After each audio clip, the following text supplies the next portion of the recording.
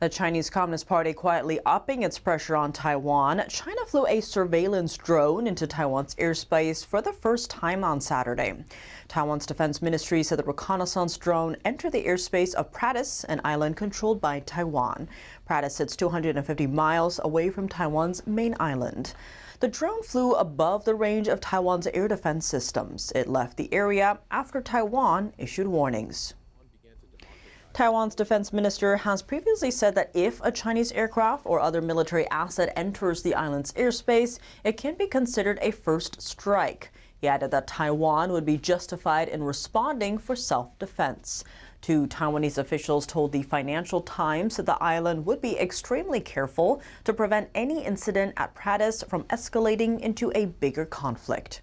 Moving north to the East China Sea, the waters between China, Taiwan, and Japan, China has also carried out unusual exercises in recent weeks.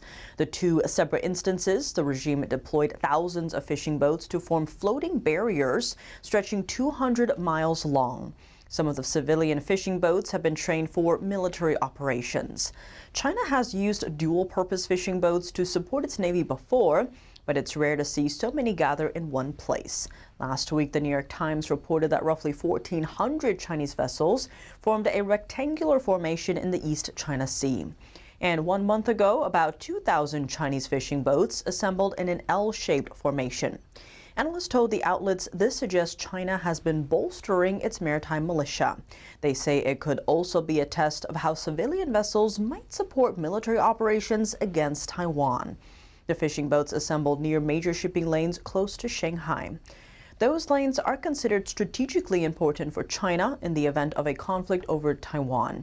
A former U.S. intelligence officer said Chinese fishing boats are too small to effectively carry out a blockade, but they could potentially impede U.S. warship operations.